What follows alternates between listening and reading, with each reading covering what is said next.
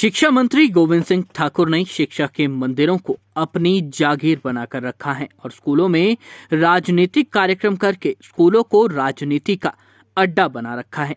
ये आरोप press club Kullu में पत्रकार वार्ता को संबोधित करते हुए कांग्रेस के प्रवक्ता एवं गाहर पंचायत के प्रधान रोहित वत्स धामी ने लगाया। उन्होंने शिक्षा मंत्री पर कई गंभीर आरोप लगाए। उन्होंने कहा कि शिक्षा मंत्री ने कई स्थानों पर स्कूलों में राजनीतिक कार्यक्रम करके हाईकोर्ट के नियमों की धज्जियां उड़ाई हैं। उन्होंने प्रशासन से सवाल पूछा कि हाईकोर्ट के निर्देशों की अवहेलना करने पर कितने मामले दर्ज किए गए। उन्होंने कहा कि गाहर पंचायत में सांसद ग्राम योजना का कार्यक्रम था, ये नॉन पॉलिटिकल था और ऐन वक्त पर शिक्षा मंत्री के दबाव के चलते वहां कार्यक्रम करने से रोका गया। फिर पंचायत को आनन फानन में वेन्यू बदलना पड़ा। उन्होंने कहा कि गोविंद सिंह ठाकुर बौखलाहट में हैं कि वे शिक्षा मंत्री होते हुए उतना कार्य नहीं कर पा रहे हैं जितना वे पंचायत प्रधान होते हुए विकास कार्य कर रहे हैं।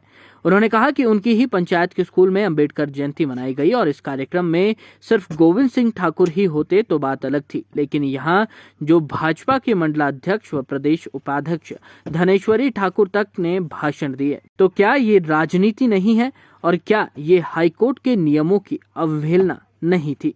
नहीं, मैं प्रशासन को नहीं कोई वो ठहराऊंगा इसमें, क्योंकि प्रशासन क्या करे, उन्हें सरकार के साथ चलना पड़ता है। इसमें जो हमारे 4 विभागों वाले मंत्री जी थे, आदरणीय गोविंद सिंह ठाकुर जी, उनके जो 4 मंत्रालय तो चले गए क्योंकि काम वो कुछ कर नहीं पाए, और अब एक मंत्रालय जो उनके पास बचा हुआ है एजुकेशन डिपार्टमेंट का, उसी डिपार्टमेंट के अंतर्गत वो हमारे साथ पंगा ले सकते थे, क्योंकि 4 साल में उन्होंने कितने कार्य किए सबको नज़र आ रहा है। 4 साल में वो काम तो कुछ कर नहीं पाए। हमारी एक पंचायत के सिर्फ एक पंचायत प्रतिनिधि होने के नाते और पंचायत होने के नाते हमने 1.5 साल में कितने काम करे हैं वो सबको नज़र आ रहा है। आप देख सकते हैं, कल भी गवर्नर साहब हमारी पंचायत में आ रहे हैं और भी बड़े बड़े जितने भी क्या कहते हैं ACS मैम आई और भी आई। क्यों? क्योंकि हमने प्रशासन के ही साथ मिलके अच्छे कार्य और अच्छी चीज़ें हमारी पंचायत में की हैं। उस चीज़ की बौखलाहट हो रही है हमारे मंत्री जी को। मैं प्रशासन को किसी भी तरह का दोष नहीं देना चाहता हूं, उन्हें सरकार के साथ चलना ही पड़ता है। जो इसमें कमी है हमारे नेताओं की, जो ये अपने ओहदों का और अपने सरकार में होने का नाजायज़ फ़ायदा उठा रहे हैं। जी, जिस तरह से जो शिक्षा मंत्री लगातार स्कूलों के अपग्रेड करने की प्रक्रिया चली हुई और शिलान्यास का दौर भी जारी हो चुका है, क्या लगता है आपको कहीं ना कहीं चुनावों में जो लोगों को लुभाने के लिए कार्य किए जा रहे हैं?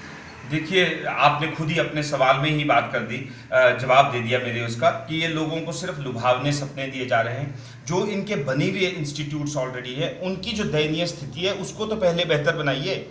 Make what is present there, मतलब आपका काम जो 10 लाख से कम में हो सकता है उसके लिए 30 लाख की आप घोषणा कर रहे हैं। आप पैसे कहाँ से देंगे? आए दिन आप बोलते रहते हैं कि सरकार कर्जों में डूब रही है, सरकार कर्जों में डूब रही है। मनरेगा जो एक हमारे पास अनलिमिटेड बजट होता है पंचायत के पास, जिसमें से हम अनगिनत काम कर सकते हैं, उसमें हमें सही ढंग से काम करने नहीं दे रहे। मनरेगा के पैसे और पेमेंट्स इन्होंने सेंट्रल गवर्नमेंट से तो जब जैसे ही हमारी शेल्फ अप्रूव होती है पैसे आ जाते हैं सरकार के पास, वो पैसा इन्होंने अपने पास रोक के रखा है। उस पैसे के ऊपर दिन प्रतिदिन ब्याज आ रहा है। उस ब्याज के पैसों से ही ये झूठी घोषणाएं कर रहे हैं। और वही है ना कि कोई काम के लिए घोषणा कर दो, उसके लिए पहले 3 लाख रुपए भेज दो, काम शुरू हो जाएगा, लोग सोचेंगे काम हो गया, फिर बाद में जब वो काम कंप्लीट नहीं होगा तो जनता को गुमराह कर रहे हैं।